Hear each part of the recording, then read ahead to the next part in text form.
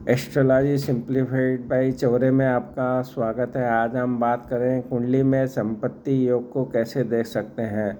कुंडली में जो संपत्ति योग का अर्थ है कि किसी व्यक्ति की जन्म कुंडली में ऐसी स्थितियां और ग्रहों की युति जो उसे संपत्ति, घर, जमीन या धन संपत्ति के लाभ के प्रति आकर्षित करती है। इसे संपत्ति योग या घर योग या जमीन जायदाद योग भी कहा जाता है। तो कुंडली में संपत्ति योग के लिए जो आपको देखना है उसमें आपको चतुर्थ भाव को देखना है।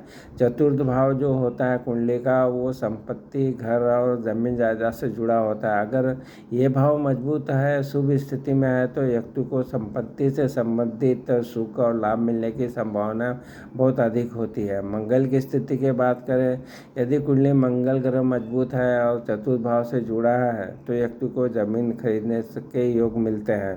अग्नि तत्व की जो राशियां होती है, जिन लोगों की कुंडली में अग्नि तत्व जैसे मेष राशि है, सिंह, धनु राशि, अगर ये प्रबल होती है तो वे अक्सर ज़मीन खरीदकर उस पर मकान जरूर बनवाते हैं। पैतृक संपत्ति के बारे में बात करें तो कुंडली के चतुर्थ और 8वें भाव और साथ में जो द्वादश कुंडली D12 कुंडली है का विश्लेषण करके पैतृक संपत्ति के जो योग हैं उसका पता लगाया जा सकता है। शुभ ग्रह की दृष्टि, शुभ ग्रह की दृष्टियों की बात करें तो शुभ ग्रह जो रहते हैं, ग्रहों की शुभ दृष्टियाँ जो होती है वो पैतृक संपत्ति या विरासत से जो संपत्ति मिलती है उसके योग बनाते हैं और लाभों की शुभता का संकेत देती है।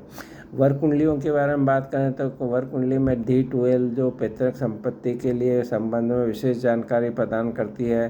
तो जैसे कि कब और कैसे विरासत से जुड़े लाभ मिल सकते हैं यह वर कुंडली के द्वारा जान सकते हैं। जब भी आप कोई अनुभवी ज्योतिषी से अपनी कुंडली का विश्लेषण कराते हैं तो संपत्ति से जुड़े मामलों के बारे में, जैसे कि धन से जुड़ी अगर कोई परेशानियां है, कानूनी मामले बनते हैं तो सही सुलझाने के लिए आपको अनुभवी ज्योतिषी की सलाह जरूर लेना चाहिए। उनसे परामर्श लेके आप काम कर सकते हैं। कुंडली में संपत्ति योग के बारे में और कुछ भी जानकारी चाहिए हो तो कुबेर योग के बारे में जैसा बताया कि कुंडली का जो दूसरा भाव रहता है और 11 भाव रहता है धन भाव और लाभ भाव, क्योंकि ये अगर अपनी राशि यानी अगर खुद की राशि में हो या उच्च राशि में हो तो कुबेर योग बनता है जो व्यक्ति को धन संपत्ति समृद्धि प्रदान करवाता है।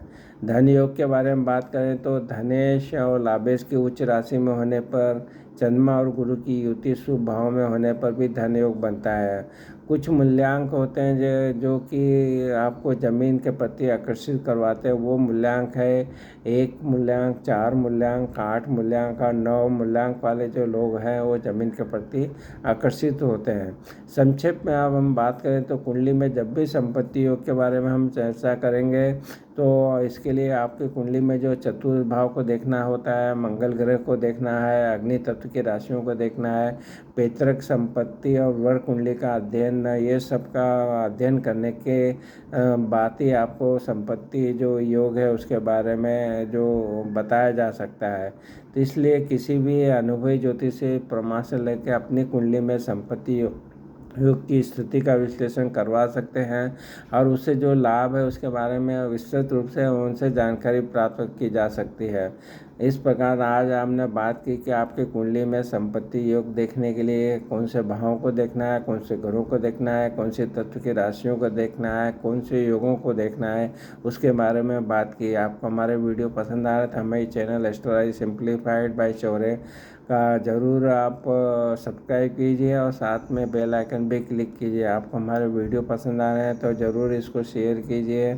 हमारे चैनल को सब्सक्राइब करने के लिए और वीडियो को लाइक और शेयर करने के लिए आपका सबका बहुत बहुत धन्यवाद।